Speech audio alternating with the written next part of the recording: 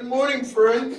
Good morning. From the bottom of my heart, I want y'all to know I really appreciate having the opportunity to present to you today.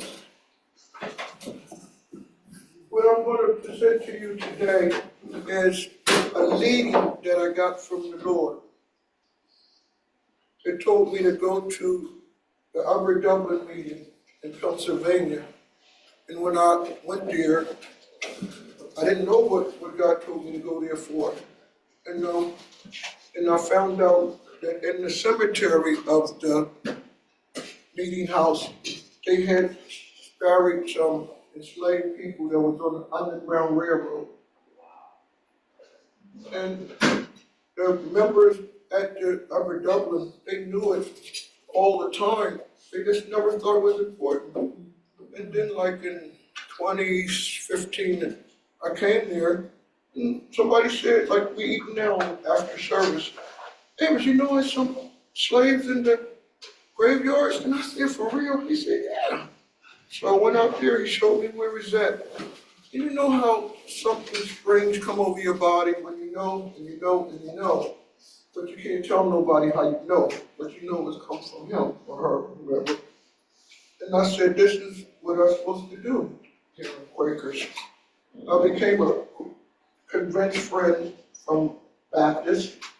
And so how I started this is, once I understood that Quakers were enslavers, and I said, well, it must be more cemeteries of Quakers that have enslaved people on it, be it Underground Railroad or, however they got there. And it did. I found one more in Abington meeting, Pennsylvania, and CeeLo Friends had their care in North Carolina. And one more, I forgot what the other one was at. But we found 4 of them. And each one, I did a memorial service for. At Upper Dublin, we got a historical marker and somebody donated a headstone for them. I thought that was really good.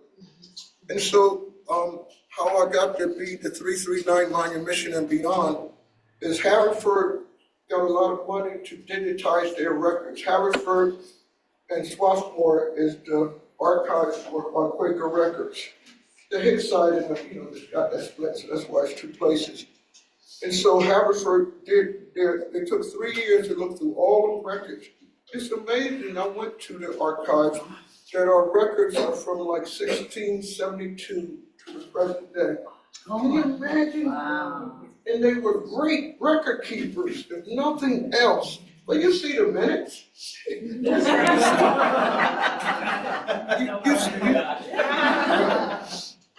And so they went through all that and they brought out 339 manumissions. Y'all know what the word manumission is, right? Could you explain that? Yeah, we're gonna do it. Oh, my friend's telling me, only thing I'm supposed to take, hello, I'm going a little bit ahead. We're gonna be presenters is Dennis. Dennis, can you wave? That's my main man, he's the clerk of our project. And Kitty, can you wave so they know who you are? Kitty is in California. There's 8 of us all around the United States, Black, some not Quaker, but mainly Quakers. And we all volunteer, nobody getting paid to do nothing. And now we want to tell you what we have done. Next slide. Land acknowledgement. We want to acknowledge the enslaved Africans who worked this land and the surrounding areas. We acknowledge that the land we are on today is the ancestral home of the indigenous people known as the Seneca, the keeper of the Western Door. We are grateful to have the opportunity to present on this land and understand that an acknowledgement is not decolonization, and that decolonization requires the return of land, honoring of treaties, and sovereignty.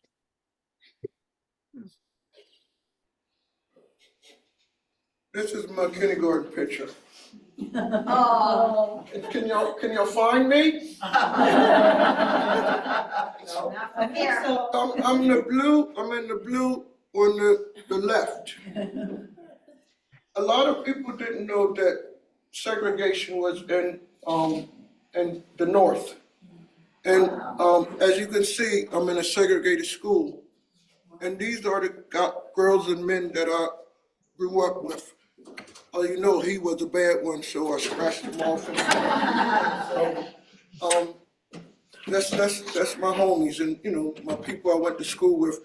We became integrated when I was in the 3rd grade, but the teacher were resentful for us, so they didn't do due diligence to teach us. Wow. When I graduated in 1975, I couldn't read and write. Oh, The only thing I could do was, I know my name. Look what I'm doing now. Hey, Dennis and Kitty, I don't have my script. Can somebody say when my next time to talk? You're going to keep talking for a little bit, but you might talk a little bit more here about just some of your experiences growing up in segregated part of the North. Yeah. Share a few more of your experiences beyond school, or just one more and go on. They had the Ku Klux Klan go through our neighborhood and scare us. And it was a red line neighborhood. You know what that is, right? Yeah. So it was 7 streets this way and 4 streets that way. And that's all we could be. If I go over to the white neighborhood, they call police, put us in the back seat and take us back. So it was a really tight community that people helped each other. Most of our families came from the South. About everybody there came from the South. My family, North Carolinians. Is that good enough? Oh, one more thing. I never moved out of my house. My father got out of World War II and didn't get none of that GI Bill stuff. So he built our house.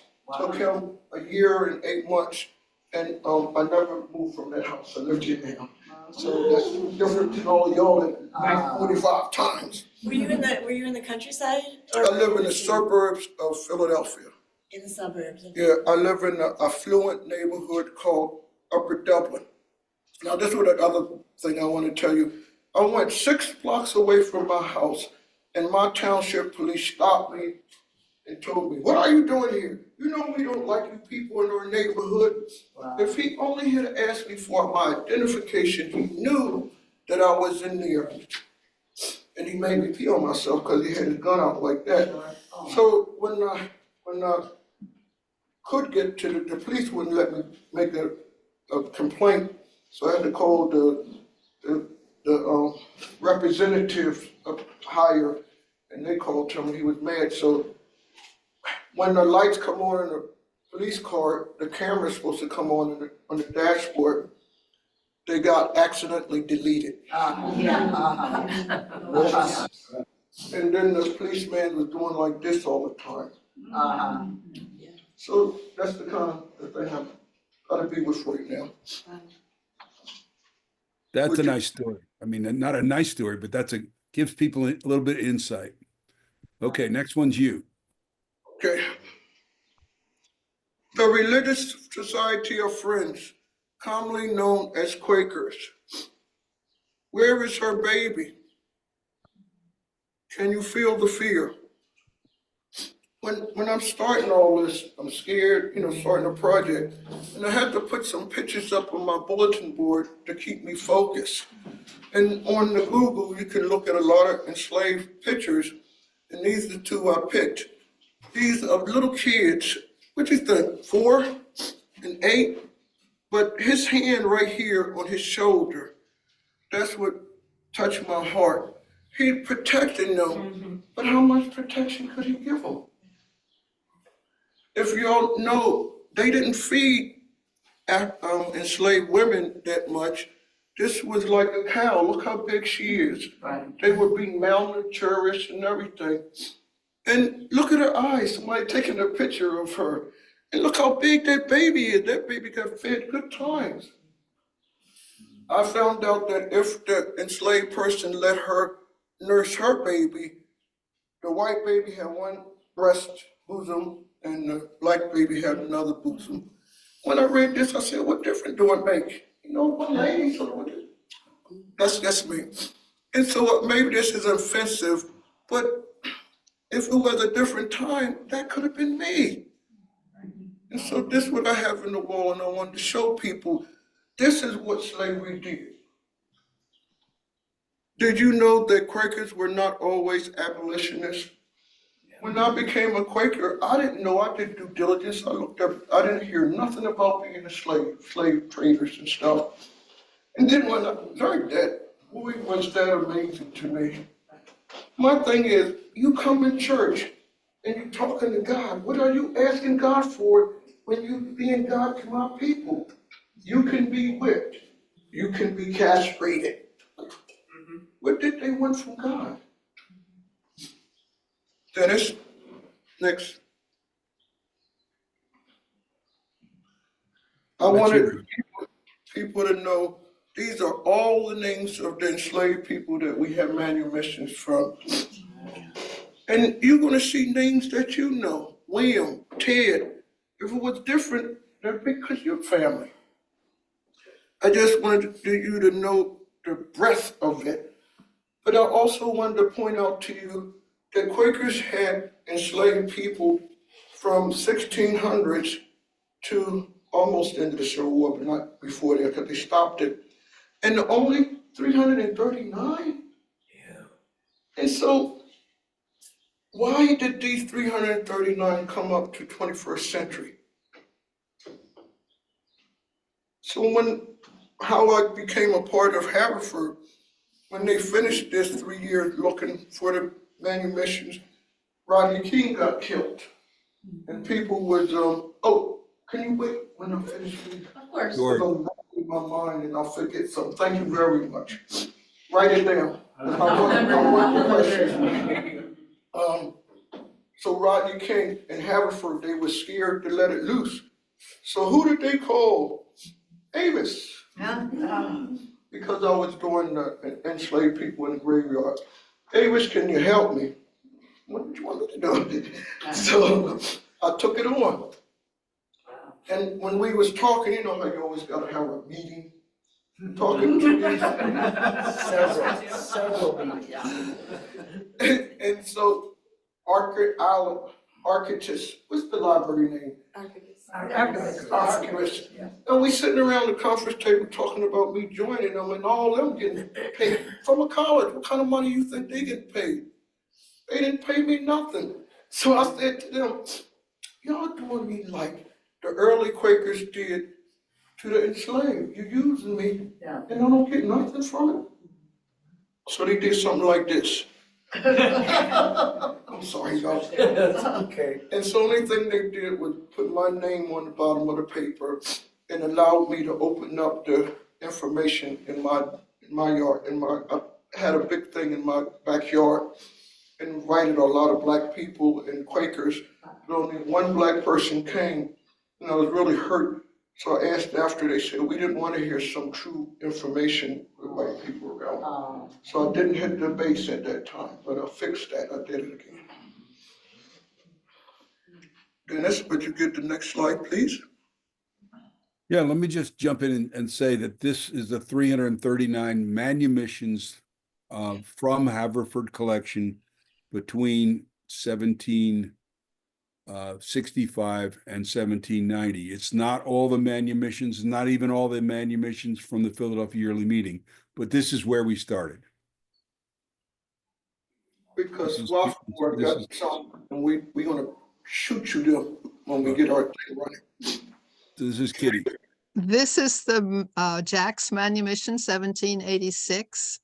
Jack is I believe 11 years old at this time, and this document was written on his behalf. I'll just read the script here. The manumission, the legal document and the act that promises freedom to the enslaved, either immediately or at a later date. This promise may not have always been kept. These papers were commonly called Freedom Papers. Next slide. This is the manumission document for, it says Caesar's manumission, but it's actually for Celia. The Caesar and Celia were both enslaved by my 4 times great grandfather. I learned after these documents, after I became aware of these documents in the Haverford College Quaker collection. I'll just read to you what it said. You'll see that there's a formula for these manumissions documents, and the blanks are filled in for each individual case. I, Jonathan Evans, of the city of Philadelphia in Pennsylvania, do hereby set free from bondage my Negro woman Celia, aged about 36 years, and do for myself, my executors and administrators, release unto the said Celia all my right and all my claim whatsoever as to her person or to any estate she may acquire, hereby declaring the said Celia absolutely free, without any interruption from me or any person claiming under me. In witness whereof, I have hereto set my hand and seal this 27th day of the 1st month in the year of our Lord 1779, sealed and delivered in the presence of Jean Piles, Benjamin Evans, and signed and sealed by my ancestor, Jonathan Evans. Next Hey, slide. Kitty, hey, Kitty, Yeah, why did you join our group? Can you tell them why you joined our group? Why you want to do this with me?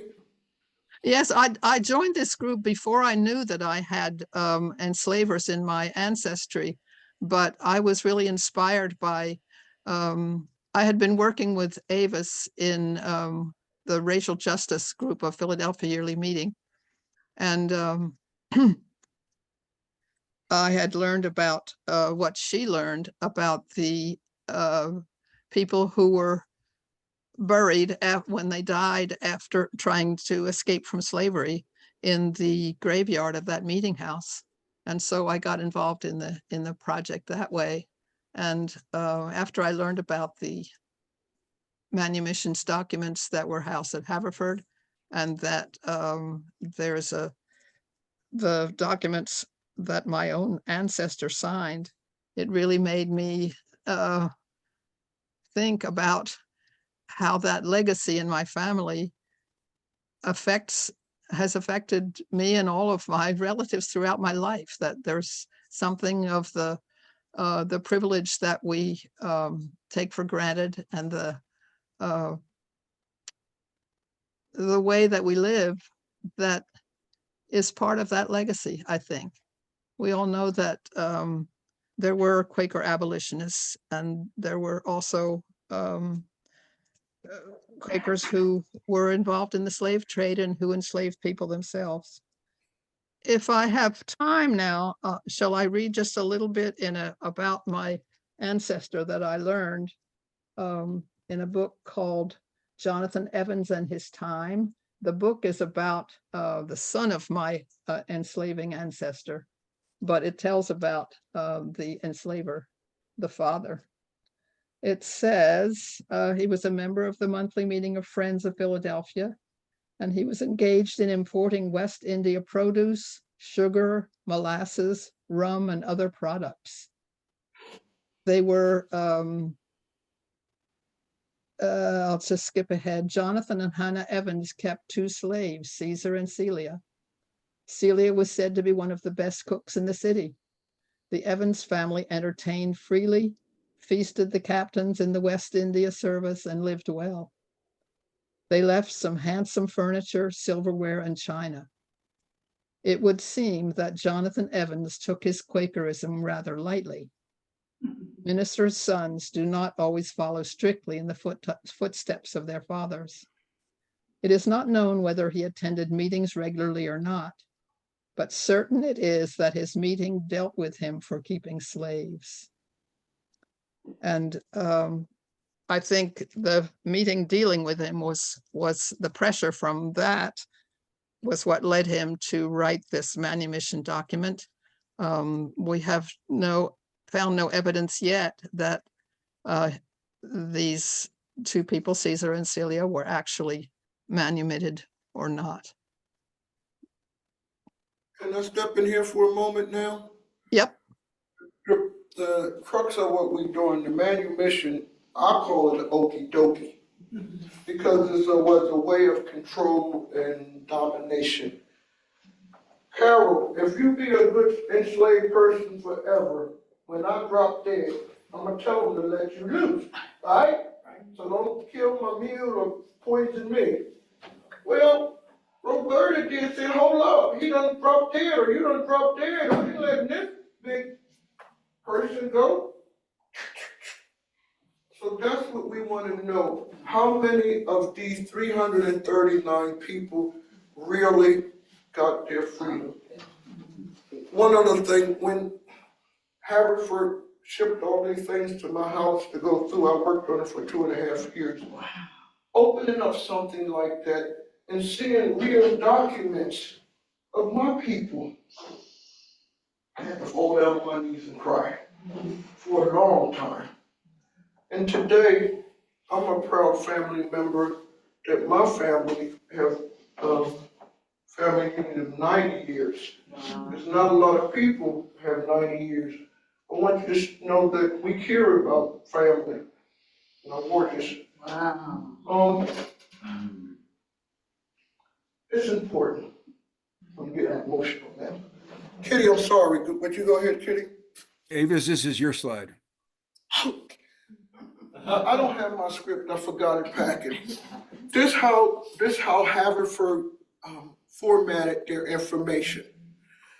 So this is the date, you know, Quakers go backwards stuff, 16, let's see, this was the 6th, Kitty, which way you read this? It's the 6th month, the 4th day in 1776, that's right. That's right. Uh-huh. and we wanted to show you 2 of them. So this is Jack. He would, when they wrote the paper, he was 11, and they said he would be freed at 21. Male, Abington, where I live at, and by me, Cheltenham, the township. Look, all this information. The slaveholder's name, Benjamin Matter, he a man, and these are all the people that, the witnesses, and it's the clerk, Hollowell. We wanted to show you that women were enslavers too.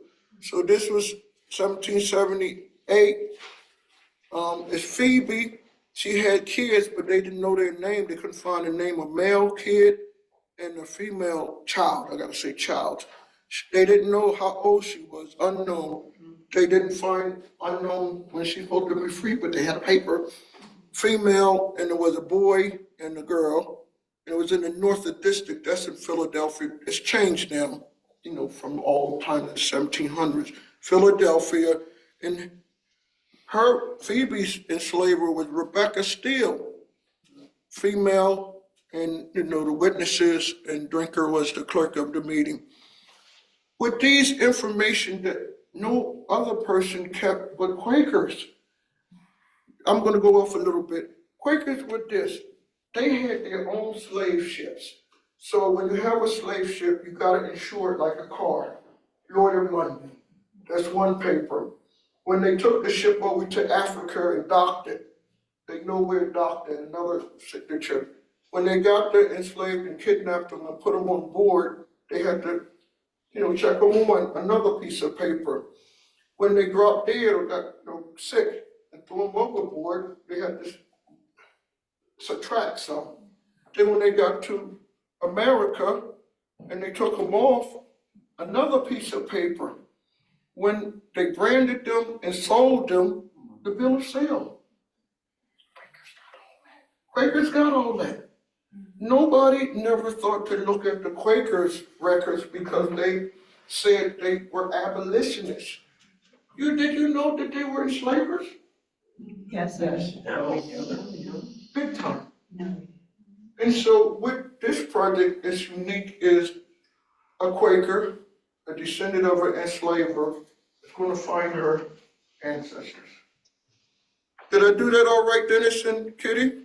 You did great. Excellent.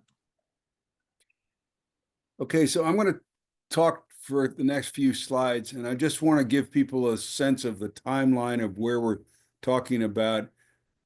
This timeline is, PowerPoint has a preset timeline, and you're only allowed to have certain points.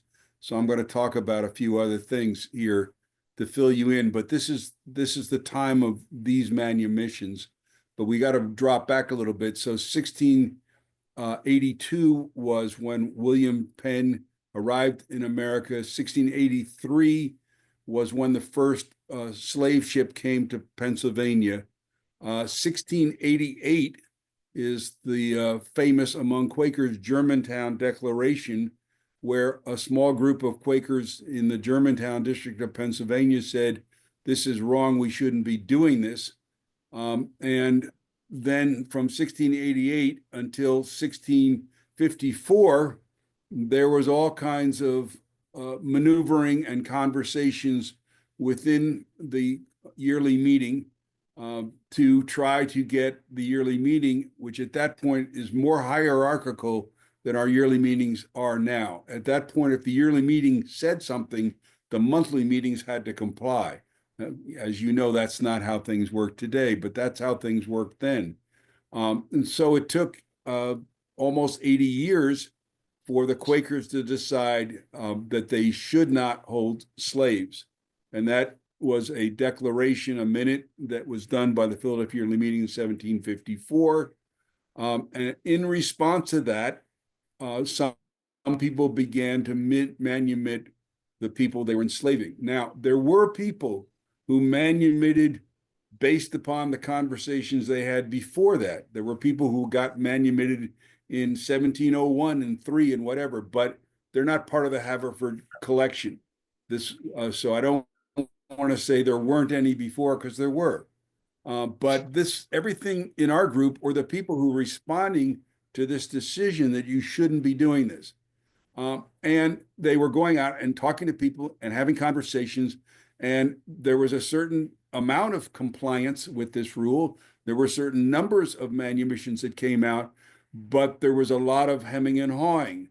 And so in 1774, 20 years later, they said, "We will disown you if you continue to be a slaveholder." But in the Quaker way, we continued to go out and visit with them. So Kitty talked about the Evanses, 1779. So that conversation was, do you want to continue to be a Quaker or not? Because if you're not going to give up your slaves, we're going to kick you out. And if you go looking at the minutes of the time, slavery was a minor reason for why you would get kicked out. There was a lot of discipline within the Philadelphia area monthly meetings. They were constantly investigating people and their behavior and deciding whether they should be kicked out of the meeting. So anyway, 1774, we're going to kick you out. Of course, there is a relationship with the independence movement in the United States and the idea that we should be free. All of these conversations were part of Quaker conversations as well. So we had a spiritual side, but there was a political side, which is, how do we tell people we should be free, but we're going to hold people in bondage? 1780 was an important act. It was flawed in many ways, but it was the first state act that said we are not going to have slavery in Pennsylvania anymore. But it had all this timetable. This is going to happen, this is going to happen, this is going to happen. So it didn't free everybody, but it began a process where freedom could occur, and there were lots of loopholes. But it's important to know, because other people, enslaved people in other states heard about this, and people moved. People were either got freedom or they freed themselves and came to Pennsylvania because there was a provision in the Gradual Manumission Act that would protect them from being sent back. And then the 1790 was the last day of the collection that Haverford has. And then, just again, to put this thing in, one month later, Philadelphia was the nation's capital briefly until it moved around quite a bit. So I wanted to give you kind of a timeline piece. And then I want to talk about this process for how did Quakers get to, and we don't always do this piece, but we do this piece whenever we're talking to Quakers because people like to understand what's going on. So one of the reasons it took 80 years was, or a number of reasons. One was that it was enslaving Quaker, that is to say, the Quakers who held slaves, controlled the yearly meeting.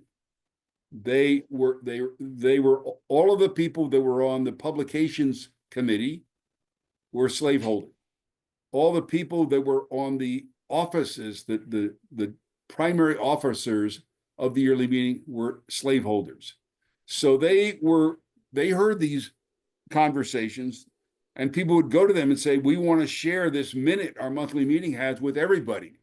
And they would say, nope, we're not going to publish that. We're not going to allow you to do that.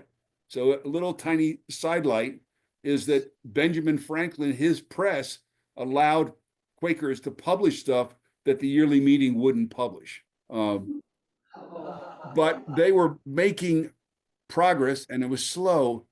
But what ended up happening at the same time, which arose, was that there began to be a moral, religious movement within Quakers saying, we didn't come to this country to set up this society and then be the thing that we said we were against. We said we were going to be simple, and yet we've got the majority of the Pennsylvania Assembly is Quakers. The political leaders of the city of Philadelphia are Quakers, and the merchants are Quakers, and they're getting very wealthy, and they're building houses. And as Kitty was saying, they got silver teapots and all that kind of stuff. And so there were people saying that's not what we're supposed to be about. And they had nice gowns, and they said we're supposed to be about following God's guidance. And somehow we've become very worldly. So that what became a movement, and that movement eventually joined forces with the abolitionist movement within Quakerism, and together in it, on top of the fact that all those people died that had been in power, when that generation died and these two meetings came together, that's when they finally passed the minute and said, this is wrong, we can't do this anymore. But we also want to talk about this question about freedom versus equality. And that's part of the legacy that comes down to us today, is that even John Woolman, who many people kind of see as a Quaker saint, he never got to the point of saying that Africans were equal to Europeans. Anthony Benezet, who was equally influential within the Religious Society of Friends, and the two of them were on committees together, he did. And so even two very strong abolitionists didn't see the whole question of equality at the same level that today we would want them to see it. And so this question, this idea that, okay, I want to free them, you could agree with that without saying that they were equal. And so that inferiority issue, the question of what we will today might call institutional racism, came because that notion of understanding God's will didn't go all the way that we would ask it to go today. So there were definitely people who saw the question of God's children equal to us, and there were people who were saying God's children, but not equal to us. And that's part of the legacy that comes down.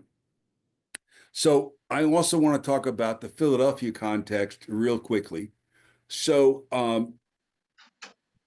there were black codes in 1726 that primarily were talking about how to regulate enslaved people, because enslaved people were not literally on chains. Often, they would work with somebody, and they might work with a carrier, somebody who had a cart, and it would be their job to take the cart to the other side of town and bring it back, so that they weren't, literally chained to somebody. They were able to move around the city, even though they were enslaved. And so they said, okay, well, since these people are moving around, even though they're enslaved, we need to have these rules about what they can do. And that's where this vagrancy came in. If you find you out there and you can't show where you're supposed to be, then we will enslave you. And you can't have interracial marriage, and you can't do a whole series of things. And these were passed by not only by the Pennsylvania Assembly, which at that point was controlled by Quakers. So I'm giving you this, but there were very few free blacks. So by 1765, there were only 100 free blacks in Philadelphia. By 1776, we were up to 600 because not only were Quakers beginning to manumit people, other religious folks had heard the message, felt the appeal. So there were more people, but also people were beginning to come. But then after the Gradual Manumission Act, lots of people came. It did have this thing and said the parents who were enslaved would continue to be enslaved the rest of their lives, but their children would, that's why it was gradual, their children would be freed at age 28. But by 1783, there's 1,000 freed people. Now you do the math with the folks that we're talking about, a lot of those people were coming in from somewhere else. And then as a result, because for the first time, we ended up with a black community making their own rules and actually being free, we began to have anti-black riots in the early, right around 1800 to 1820. And that generated then a second set of black codes. But I should say by this point, after 1765, when what we call the French and Indian Wars, the Quakers resigned from the Philadelphia Assembly because they were held accountable by their meetings for not arming people to kill the French and the Indians. So at that second set of black codes was not generated by Quakers, but it was a reaction to the fact that there was a free black community. And the re-enslavement thing is really important because the federal anti-fugitive slave acts allowed people to come into Pennsylvania and try to grab people and take them home, take them to the South where slavery was still much in effect. And so even if you were free, it didn't mean you couldn't be kidnapped and taken. And if your status was unclear, you were even at more risk. Okay, so that's the context. So we're back to Hey, Dennis, yes. take a deep breath. That was a lot. I need a deep breath. Right. Okay. So this is you, Avis. The leading goals of this, what we're trying to do, is find out what happened to the Manumission. We don't know if they ever was free or they just lived until they died enslaved. Were they freed? Uncovered their lives and their family trees. We don't have that. I don't have a family tree because of this problem. But with the Quaker records, we can make some people have family trees. And that's the healing thing that I'm trying to get over to Quakers today. Uncovering how they survived. How did they not get re-enslaved? At that time, the last one was 1790, but enslaved stayed on for many more years. They was at peril. I just seen the bridge to Canada myself. Search for the last names and location. We have a lot of the last names from the enslaver. A lot of people use their names. So we have a real lot of information to go on. Next slide, please. Okay, next one's Kitty. The process. Our work begins in the Quaker archives of Haverford College in Pennsylvania, searching for information about the names and locations of these innocent people, as well as information about the kinds and amounts of support that may have been offered to these newly freed people. Genealogists and volunteer and student researchers then move to federal and county census records, birth and death records, wills, Black church records, records of the abolitionist societies who also provided support to the newly freed people, historical societies, almshouses, insurance companies, newspapers, and other resources with records from the period of interest. This is an open research project, and we welcome contributions of information and partnerships with anyone who share our interest and in uncovering this information. And I'd just like to say, as Avis underscore what she already said, that for people like me and perhaps probably many of you, we're pretty clear about who our ancestors are, and it's easy to go back and trace. And the goal of our project is to try to make this possible for people who are descended from those who were enslaved as well. Quakers owe that to me. Yes. So why is this work important? While we can't physically reunite the enslaved from the past with their descendants today, we can honor and connect their legacies by preserving their stories, recognizing their struggles, and celebrating their strength. Through shared history, cultural heritage, and community building, descendants can form a powerful connection with their ancestors. This is what we'd like to do. Next is Avis. You're next, Avis. Mhm. I want to say something. Because we started this, a lot of Quakers, like Kitty's family, they have personal papers that never got into the archives, and they're giving them up. They feel free to give them up. They're not giving them to us, they're giving them to Haverford, because they want to keep them in a special place. But if we didn't try to do this, They disappeared. what do we need to acknowledge? To enslave a human being was wrong. I wanted to say that, to tell everybody it wasn't nice to do that. No one in the present is being blamed for the past, but we need to acknowledge what is uncomfortable about this truth. The impact of this truth on race and racism in this country. The pain that still exists for many Black Americans today based upon this history, the racial divide and biases slavery has created.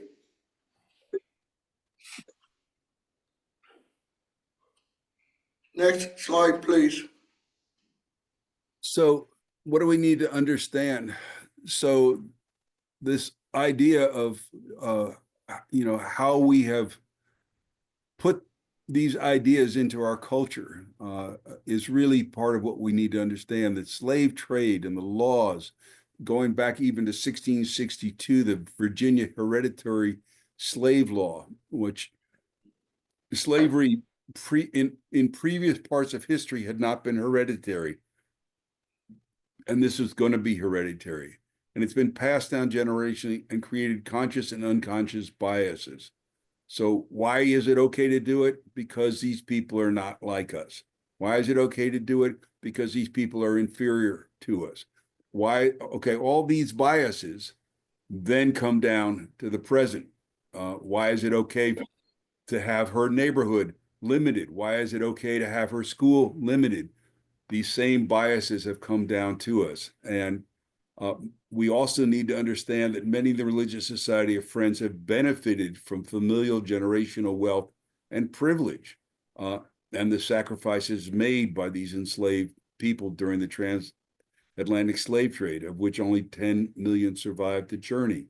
So even though we may not be like Kitty, we may not actually have ancestors who were enslavers, if the wealth of the enslavers is what allowed us to build the meeting houses, or allowed us to build colleges and universities like Haverford and Bryn Mawr and Swarthmore and Earlham and George Fox University, that's a piece of our heritage that we also have to think about. What does it mean? Because we are benefiting. I'm in a meeting house that was paid for with money that came from owning slave and exploiting those human labors. So these are kinds of the things we want to understand. And we also need to understand that we've never truly valued or recognized their contribution. And even though they're buried in our burial grounds and unmarked burial graves, they deserve the humanity of a voice and a proper recognition. And so the current 42 million African Americans in the US today descended from this tiny group. Of course, there were additional people who've migrated since the time of slavery, but the majority are descended from the large numbers of people who were enslaved. And history owes a debt and apology to those that have come before, even if only spiritually. And so part of why we are not only doing the project, but part of why we're doing these presentations is we want all Quakers to think about this issue about what does it mean to us spiritually to have this inheritance? And how do we, if we are serious about the idea of having a more diverse society of friends, what spiritual shifts might be required of us so that we don't fall into the same cultural conditioning of our predecessors? And the final thing that we want to understand is that this first generation of African Americans that were freed by Quakers were the core of the freest Black community in the history of the United States. This initial Black community in Pennsylvania had to figure out all kinds of things because for the first time, it was on them to figure out these things. And they started churches, and the Black church in America started with this community. And they started businesses, and they started other mutual aid associations, lots of them. They started fraternities that are still around today. And we want to, one of the things that excites us is that the people that were enslaved by Quakers were part of building this Black society that has had such an impact coming down to today.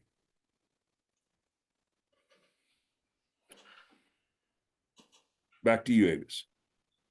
This is my board of directors. I needed to do a logo, so this was a tree 2 houses away from me that I fell out a few times. So, I wanted a tree to go like that, so I took a picture, and then one of our friends made our logo. Oh, nice. Thank you very much.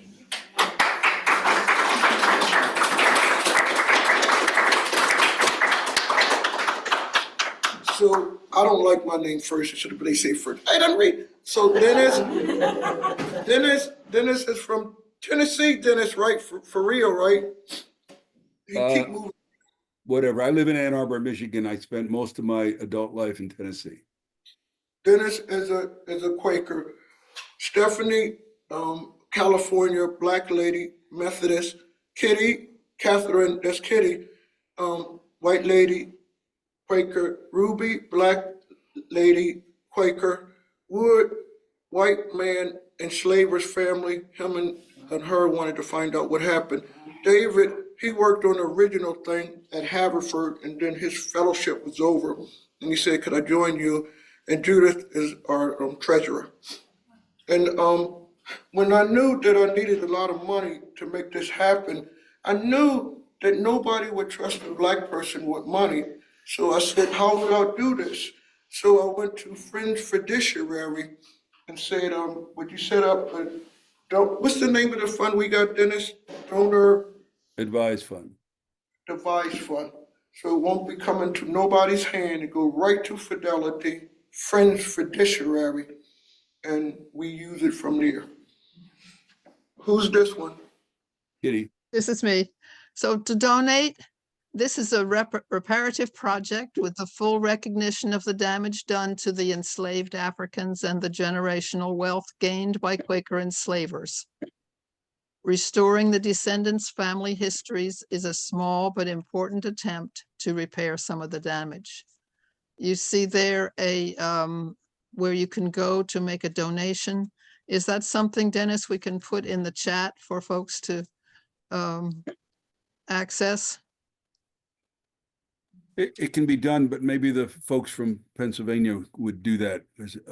I've got too many things going on at my Okay. computer at the same time right now, but if they could. Folks put it from in chat. Buffalo, could you do that? Yeah, we'll do that. They shook their head, they click, click, click. Yeah, Matthew will do it. Thank you. Okay. You can just picture the screen too. Thank you. Do y'all know about Fringe Fiduciary? Yes. Yes. You see, I'm using Quaker, I'm trying to, we're gonna come together like this.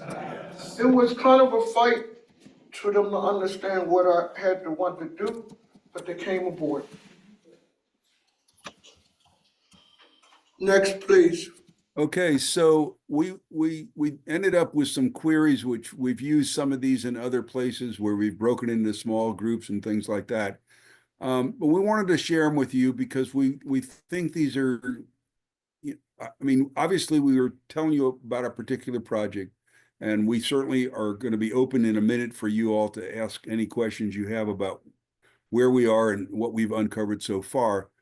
But we also want you to think about some of these bigger questions. And so, number one, after this presentation, did it change about how you think about the importance of personal family histories?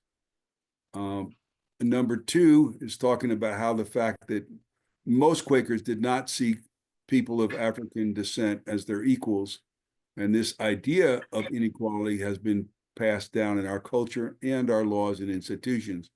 And how can we kickstart the spiritual transformation that goes beyond an intellectual understanding to a shift in the heart? I know that many Quakers have taken anti-racism training, and that tells you in your mind about what you should think, but how do we have that change your heart?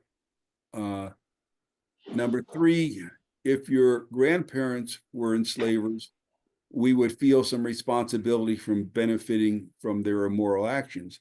And what responsibility do Quakers have when our predecessors, not our ancestors, but our Quaker predecessors were involved in both slavery and in the belief of inequality?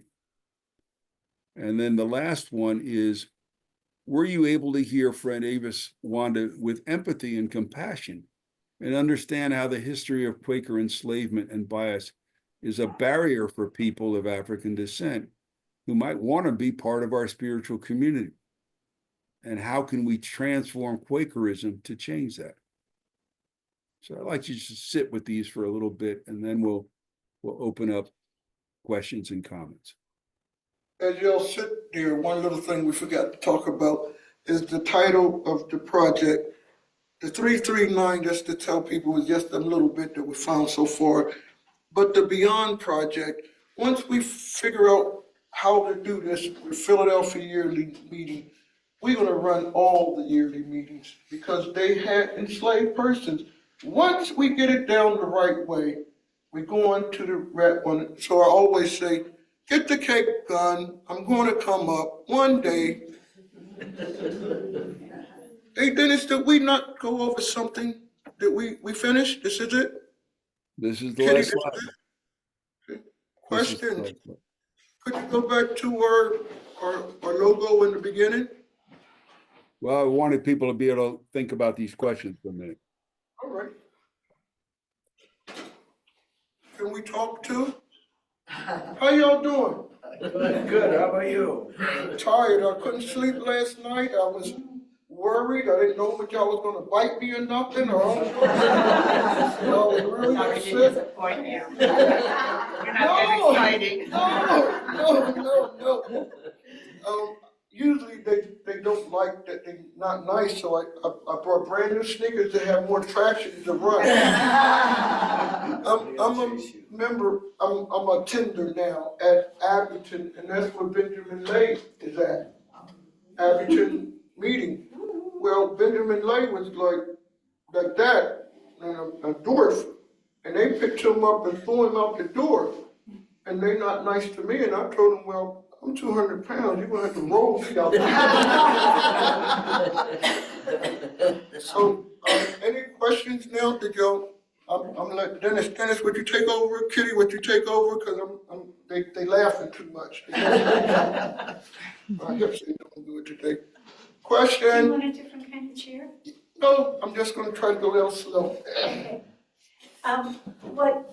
What I would love to hear is if you have any stories of somebody where you successfully did, for one of the Quaker enslavers, what Kitty found in her family. We That just, is- we just starting. Hey, Dennis, Oh, okay. Dennis, we left out a slide. The Howard and Earlham. How that slide didn't get put in there? It was in there, but it got that couple of sentences got dropped out of that slide, so that was a mistake. So Can I tell them? let's talk about that. Yeah. So in the slide where it talked about we welcome partners. So we are partnered, Howard University, which is an HBCU in DC, is our primary partner, and they are going to manage all the data as it's collected. And it will be permanently housed in their archives, both digital and because in most cases we are not grabbing the original materials from somewhere else. We're just locating them, taking photos, and there'll be a digital record in the Howard archives. And then there will be both a website that's public that will present the work of the project, and there will be archives which family members will be able to archive, but we may not put everything that we find in the public-facing piece. We have got some genealogy who have started, and they've worked on a number of the individuals, but we got delayed for a lot of reasons that primarily had to do with Howard's institutional systems. But we've just begun now with our second round of contracts with genealogists collecting information. We are not, I mean, I could tell you what I can remember from the last report that we had, but there's interesting things, and this idea of collaboration. Earlham College is also going to be sending us a student this summer, and we hope that ends up building into a collaboration, not only in terms of our work in Philadelphia, but Earlham has archives for Quakers who moved from North Carolina with their enslaved people in order to free them in Indiana, where they would not be immediately re-enslaved. And so that's going to be part of the beyond. Another piece that has come up is that conversations we've had in New Jersey, we uncovered that there's 100 Manumissions in southern Jersey that never made it into the collection, Haverford collection. And those folks have collected them in one place, and they are sharing them with us. So we don't have those yet, but we know there's another. And I'm sorry, let me clarify that. So our 339 Manumission documents is not 339 people. There's actually, it translates into 396 individuals. And then now we have another 100 individuals from New Jersey. And because we've done some presentations in the Philadelphia area, we've had people come to us and say, I know somebody, and he's not in the Haverford collection, and he's not in the Swarthmore collection, but his enslaver was part of the Philadelphia yearly meeting. So we're not even done getting all the people that were our initial target, but we've begun to identify that. We've identified all the sources of information in the Philadelphia area, and it's a very rich historical area, and as a result, lots of archives have been maintained that you might not find in Buffalo, but maybe you would. But there's a lot of good archives to help us get this thing started. So hopefully that finished that thought that we didn't get fully developed earlier. I think what Dennis said, we done made a catcher's mitt. And anybody that wanna help, they can, families or whatever, we got it. We got a place to store it. What's that place, what's the library called? It's part of it's the Howard Library. I mean, they have multiple libraries, but their main library is where they have their archives, and they have the second largest archive of African American material in the world. So We're not asking them to do something they don't know how to do. And Avis, and Dennis, would you mind if I added a piece, since I've been listening to you all for quite a few times, and Avis, part of what they're doing with the HSBC is they're working, and Ted, you'll appreciate this, the MOUs, or anybody who works with that. So once they get the MOU, they're gonna have faculty people who have an interest, and then faculty people will have students, and students will be able to do the research to help them get further along.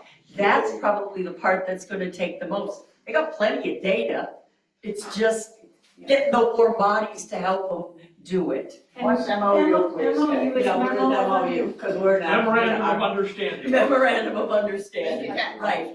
Before I answer your question, can you believe that where I came from, I'm talking to PhDs and doctors and all that, and they looking for me to say something? But I wanted you to know, Kitty is the one that helped me learn how to read. Kitty, could you wave? Kitty is a teacher, and Dennis is a teacher too. So, you see, I had a problem with that word.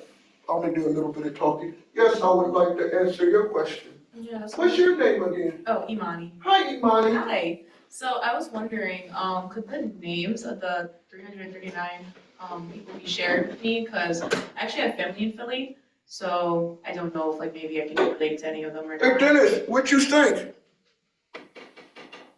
I only heard part of the question. Oh, sorry. I was saying that could the names be shared with me? Because I actually have family in Philly, ties back there, so I just don't know if any of those people would be related to me or not, and I'd be curious to find out. Okay, so my email address is simple. It's just my name, Dennis Gregg, without any, and there's 2 N's in Dennis, 3 G's in Greg @gmail.com. So we, of the 396 people that are in the, I can put that in the chat, but I'm saying, but of the 396 people, probably, I mean, definitely less than 100, maybe something like 60, 65 have first and last names. So but I can send you the full spreadsheet, and maybe you're related to some of the enslavers, and we have first and last names for them. But if I just tell you it's James, that isn't very helpful. That's part of the first challenge for us, and that's why we need to go back to the Quaker records and see if there's some additional information that would tell us what surname that James had, because one of the things that was required under Pennsylvania law at that point was you couldn't sign a legal document without having a surname. So we know everybody got a surname relatively quickly because they had to sign a document. But that's the first step for us. For those we don't have a surname, is finding out what they pick for a last name. But if I'll put my email in the chat, but if you'll send me a request, I'll send you things like that. And anybody else that want to know, Haverford has digitized, so if you go on Haverford website, you can get them. Dennis, could you explain about the wall that's so important for us, that wall? Yeah, so here's a great example of how things developed in an uneven way. So the first federal census, and there actually were state censuses in Pennsylvania, but the first federal census was 1790. But there was no requirement or expectation that the census takers would take down information on people of color. And so, but it really was up to the census taker. So you can go to the census taker and you can find a census taker who tells you everything that they tell you about a household of African Americans as a white. And then you can go to a different census taker and it says there were 4 blacks in the household. That's it. So it wasn't until the 1860 census, that it was required that everybody, regardless of their racial identity, be recorded in the same way as white people. And that's why for African Americans trying to do their genealogical work and trace themselves back, that's sometimes called a wall or a cliff, because they can get back fairly easily to then, and then all of a sudden that information is not there in the federal census, which is a very useful source. It's not the only source. It just gets much harder if you don't have that. But now we have the Quaker records that go way back to the 16 something that we're gonna dive into, right, Dennis? That's right. Everybody else goes to the wall, we done jumped over the wall, skipping. Excuse me, God bless you. Yes? I have two questions. One of them is, I think, closer to what you're talking about right now, and then I'll ask the other one afterwards. We had talked last night, you know that New York State is currently working on a commission for reparations for formerly enslaved people. Have you thought about trying to share any of this? I don't know if the Philadelphia yearly meetings records would be helpful for that. I think I told you it's worth more, and I think you probably know, it's worth more digitized than New York's yearly meeting ones. And that's good, and I plan to make sure that New York State has those, but I don't know if you've ever been in talks with anybody from these reparations commissions for the states. I'm gonna answer, and then Dennis, can you jump in? With the Swarthmore, we have for years before them, and that's what we're working with. When we get our formula together and know how we're doing it, we're gonna choo-choo Swarthmore, but there's a whole lot more, like in New Jersey, that we're gonna choo-choo together. We're gonna be the basket of Quakers. This is our project. I mean, this is the Quaker, I'm a Quaker. I'm a black Quaker, but I'm a Quaker. And I'm proud of this. The religion that I've adopted, we're gonna do something that's different, and that's why I'm out here. Dennis, could you answer his question a little better than me? I think you did great. I didn't hear all of it, but we are in communication with, the Philadelphia yearly meeting knows what we're up to. FGC knows what we're up to. And there are conversations in my local meeting in Ann Arbor. We actually have a reparations committee as part of our monthly meeting that's trying to figure out in what way we could do reparations. But I think this conversation, Avis and I, when we first had this discussion about this idea, was like, okay, it gets really complicated when you start saying, how do we provide individual grants to descendants of slaves? You're going to have to get this whole verification process, et cetera, and then how do you determine what's the right amount? I'm not saying that none of that should be pursued, but this seemed like a tangible way that would benefit people and would express our desire as Quakers to at least make a useful reparative gesture. It's not all that needs to happen, but it's a useful thing to happen.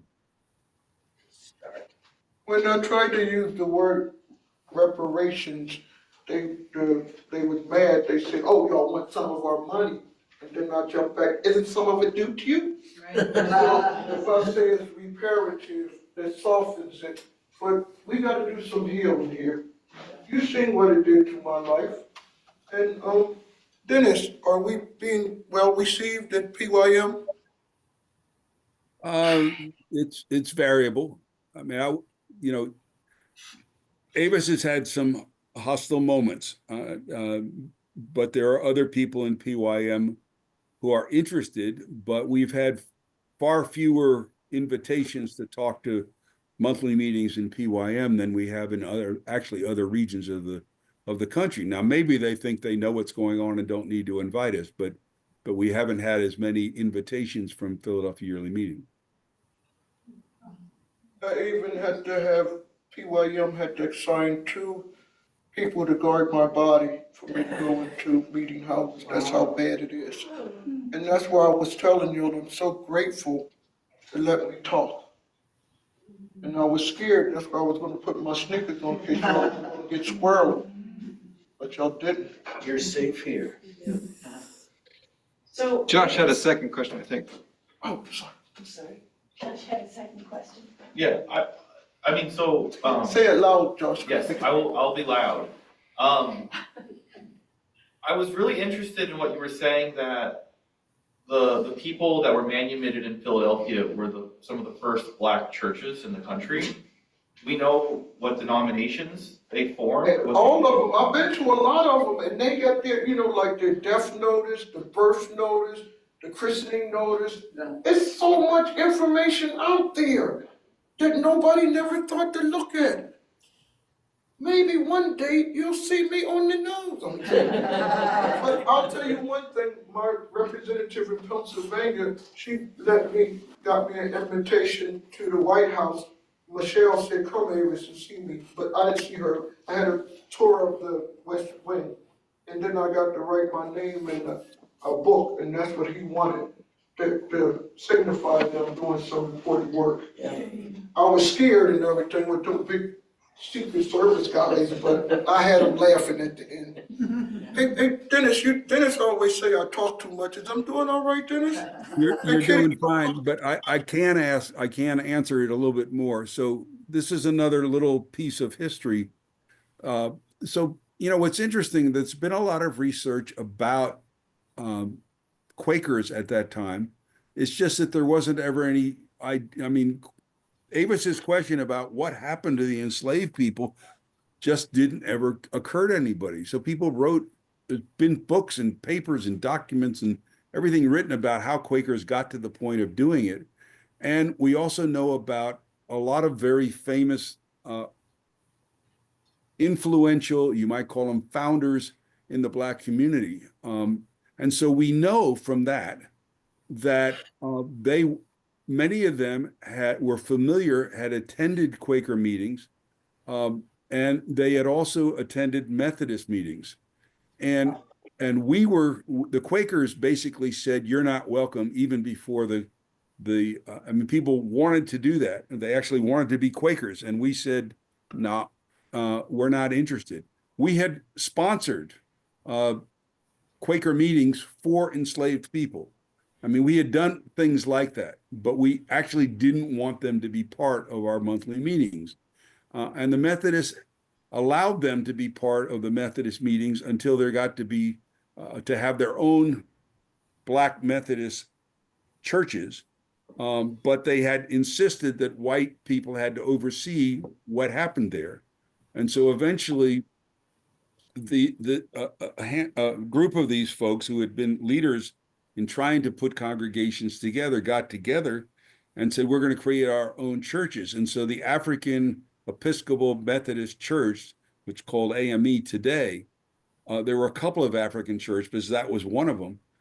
Those folks got together and they actually had a little coalition of them, and the rules that they adopted for how to make decisions was Quaker process, right? I mean, in other words, they really would have preferred to be Quakers, but we said no. And so there's a church called Mother Bethel, which is considered, the founding Black church in America. There was actually 2 or 3 that got founded about the same time, but they're all in Philadelphia. Actually, I just was Googling it because I was trying to remember the names. Zion Baptist Church of Philadelphia, Mother Bethel, and Greater Exodus Baptist Church, and then there's several others. But there's also a First Anglican and Enon Tabernacle, and there's a whole list of Black churches in Philadelphia that have archival work. And that's after they got freed. Okay, sorry. Yes. This is all so interesting. I was hoping you could say more, Avis, about working with the graves early on. And was that something that was written down or something that people had just told each other? How did you know who was buried there? Oh, okay. At Upper Dublin meeting, me and a white Quaker, Upper Dublin meeting, man, So I got another friend, and I said, let's do it. So we did it. And we found out right next door was a farmhouse. And that farmhouse now is where the superintendent of my school district, Upper Dublin, that's their building, office building. So when I found out, I went in there, I've been in there a lot of times, and I said, well, tell me where the tunnels and stuff at. And they showed me, but they all blocked up with ductwork for air conditioning. but it's still there. And, the lady's name was Hannah, she had the big money, and Thomas married money, but he was in trouble with money, you know, the man back in the 1700s. So it's Thomas and Hannah Atkinson, and their descendants is at Upper Dublin, a lot of them. She came to the meeting and said, look here, I'm doing the Underground Railroad and they died, and I need a place to bury them. So, you know, don't tell them, and I'm gonna do it. And that's how she did it. She did it for 12 years. So we will never know how many people came or died there, but it's for real. So can you imagine, it might be some more somewhere. I mean, nobody never So thought that look. There was a tunnel? No, they died. Like they was coming to go into the place to go to the next place, but maybe they was sick and they dropped dead. Dead bodies, you're not gonna carry them around, they just needed somewhere to put them at. So it must have been more than that one place. Oh, sure. They know, but they won't let me know yet, so I just gotta be real nice. You are. And I'm trying to be real nice, Dennis. You're good. You're doing great. There's a man up there, Dale and Mary. Hi. Hi, friends. Hi,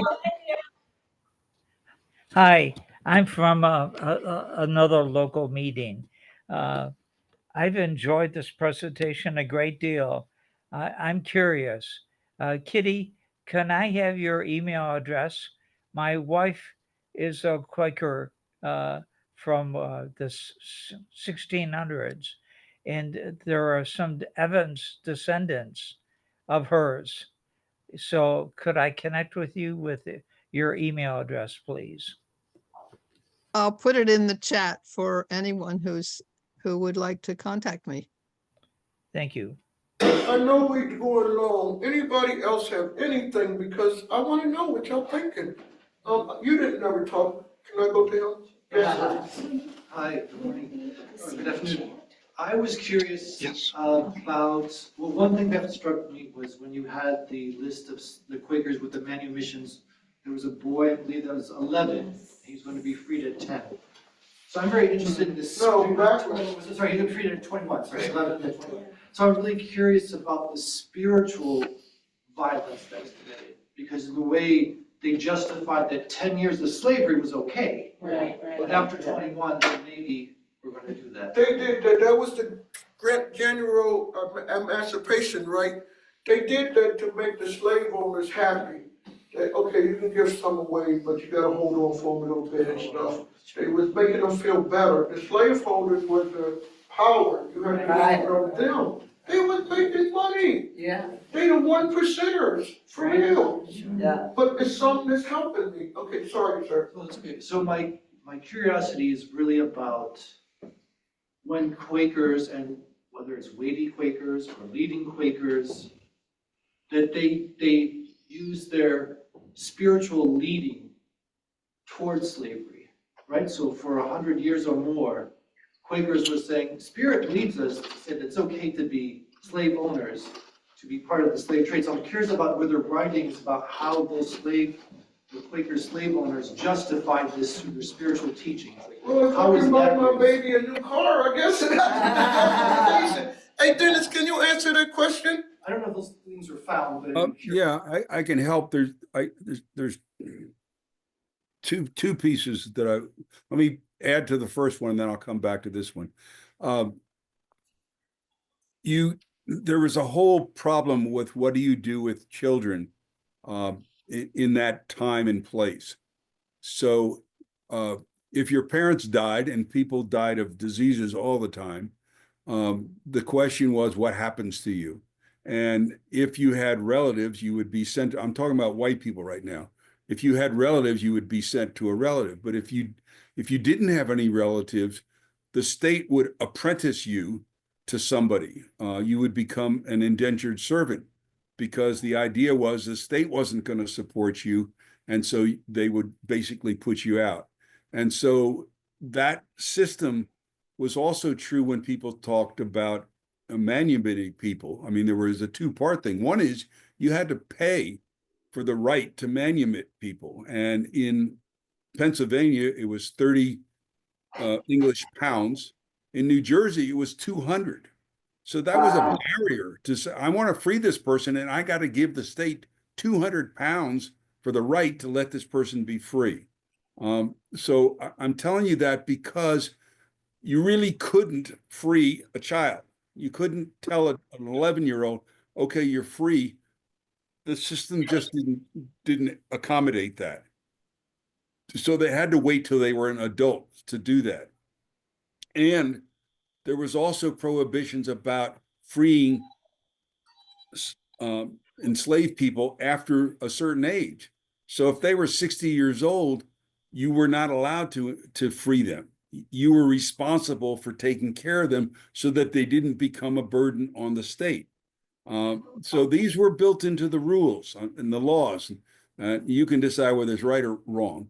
But the question that you were just raising is, I have not read the journals of the enslavers, but I suspect they were taking the same biblical passages that everybody else was who was involved in slavery and talking about the children of Cain and all that kind of stuff, and about how, God had set up people differently, and that was part of the underpinning of, and we're going to go take the heathen unbelievers of Africa and we're going to bring them.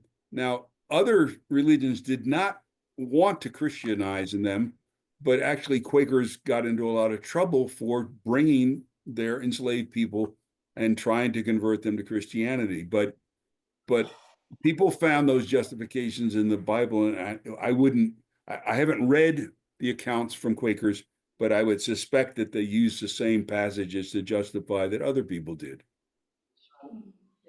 Even today.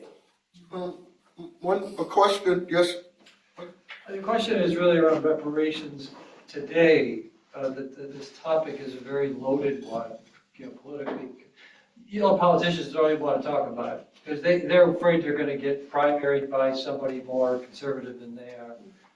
But the question is, we're hearing some of this through research that Josh has done, some of the stories that we've heard through Avis. It took white people a real long time to decide what they were doing was bad. It was completely immoral and a violation of their own spiritual beliefs.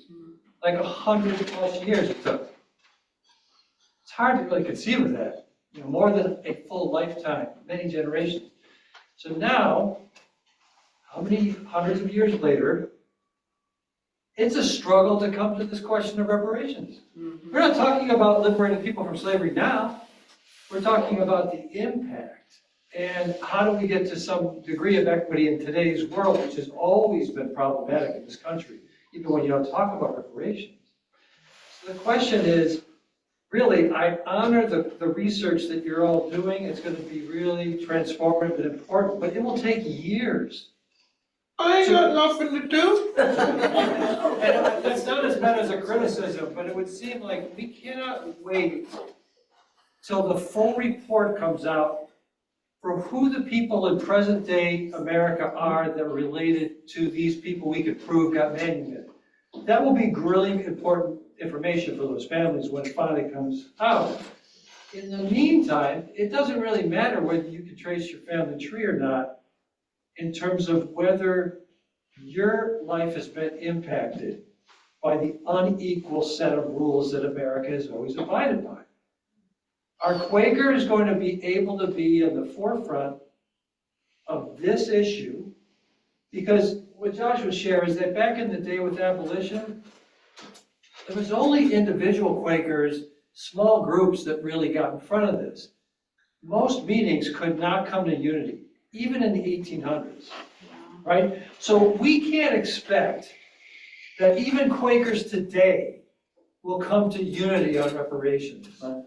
But the question really is ours to think about. If we're thinking about it now just in terms of research history, while that research is being done, we shouldn't wait for like some future date when the report comes out. We have to be thinking now, how can we ally ourselves with people of color? What do they think reparations should be? How can we propose it? Because there can be resistance. As soon as this comes out, there is going to be a huge pushback. There's no doubt. but you have to start. And I I guess ain't my got that question, much bravery to start that. no, I'm not asking you to. I'm saying that Quakers at large need to bring this topic up and do a lot of discernment work around it, because it will take time just for small groups of Quakers to come to unity that this is the right thing for today's world. I'm interested in history, but I'm more interested in today's world. You know what, I'm gonna answer a little bit of that question. When I used to go fill out an application to get a job, my name is Avis McClinton, they thought an Irish lady would walk up and me. So I come walking up there, all of a sudden they can't speak English. Oh, Mary, do you know right now? You know how hard it is to have a name McClinton and be me? I would like to know where I came from, why y'all know where y'all came from? No. And my name hurts me with not getting a job. Sorry, y'all. Sorry, I didn't mean to holler. You know, I take this personally. My soul, God asked me to do it. He, just like my biological father, he expects me to do it. He'll give me the resources, like y'all let me come here. It can be done. It will be done.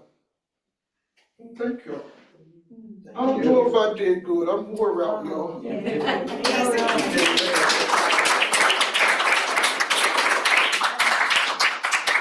Thank you. Hey, Dennis, you hear that, Kitty? You hear that? Yeah, That was Yeah. for you too. that's right. I want to just say one thing, and I think that the gentleman who just spoke it really is a question of spiritual discernment. It really is, and that's where it starts. Hold up, Dennis, they didn't be quiet. Could you say that again? I was going to say that I agree with the gentleman who just spoke. It really is a question of spiritual discernment, and how do we find that place in our heart, guided by spirit, that allows us to see, truly see, and unite with spirit in that other person, regardless of their skin tone, and to recognize that our worldview and their worldview is not the same, and yet we can still find that common humanity that allows us to work together and to address issues. And so your pain becomes my pain, and your joy becomes my joy. It's not a question of sacrifice. It's a question of how do we create that community that we want and keep saying that we want and have been trying to create ever since we started calling ourselves the children of the light. Thank you. Thank you. Bye-bye, group. Thank y'all for Zooming with us. Appreciate it very much.